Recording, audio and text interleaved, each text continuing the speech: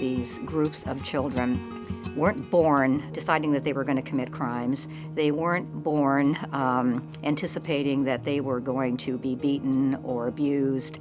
We as adults have really failed in our responsibility, and that starts with parenting and caregivers all the way up to the systems that interact with them, and that's why I started Ccyj. Ccyj supports helping to bring judges, prosecutors, other stakeholders together to learn about what are the more effective ways of addressing these problems. There's many different public service groups that have contact in some way with at-risk youth. So what Ccyj has done is become kind of the glue that brings everyone together to explore solutions. I think the system is failing youth in a number of ways. One is not understanding the trauma that they have faced before they arrived in that system. For gender nonconforming and transgender youth, when they come in, they enter these systems, oftentimes they're put into placements that are not at all appropriate or safe for them. We're going to just find you a placement. They don't necessarily ask where they want to be, what they need, and they place them in a family and ends up traumatizing that child further by saying, you can't live here, you can't be that way, you're not allowed to dress that way. Or they're actually sent right back to the system and say, we can't care for this kid. And so when we're talking to young people and they tell you that they've had 10, 15, 30 foster care placements because no one wanted them, because they were LGBTQ, you realize we have something wrong with the system that we need to correct. I just feel like they dropped the ball with me. The household that they put me in, there were CPS reports up the yard. This home was not safe, yet they put me in there anyways. The foster parents that I lived with, they did drugs. They abused their children. They didn't feed them. They neglected them. And I lived in all of these homes, and it was overlooked for years. Most of these kids have had other things go on in their lives that have had an impact on their behavior. They have experienced trauma. They have learning problems. Thinking about these kids and just putting them somewhere for a period of time, removing them from the community, and somehow that will be rehabilitative, is such a bad bankrupt strategy.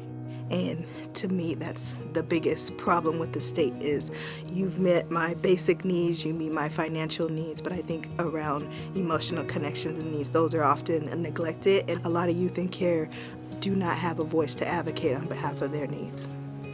Young people who come to lawyers fostering independence because they have criminal records from juvenile court that they're entitled to get sealed, and yet they don't.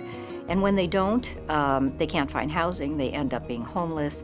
They are preyed upon by individuals who make money off of them by using them for sex. For my staff, it was the more that they looked, the more that they saw. You know, it's very subtle, the training that takes place and just the ability to recognize that someone is being exploited and find ways to get them into services.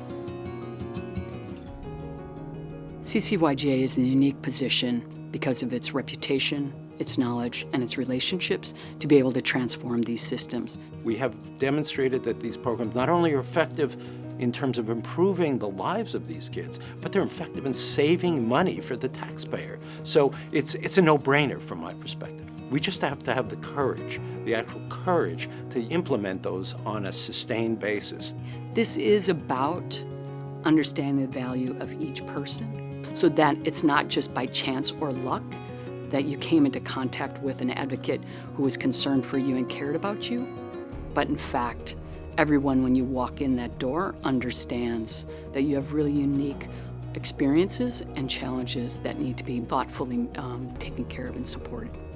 Being able to call, Ccyj and saying, what are my rights and what am I supposed to do? And I just really appreciated that somebody supported me and listened to me, because that's rare in the foster care system. Sometimes you get caught up in this larger institution that sometimes you're overlooked, and they made me feel like, I mattered. I think another way in which CCYJ has been so successful in such a short period of time is because of the wonderful support that we've had from foundations, from individual donors who have really seen the importance of the kind of work we do.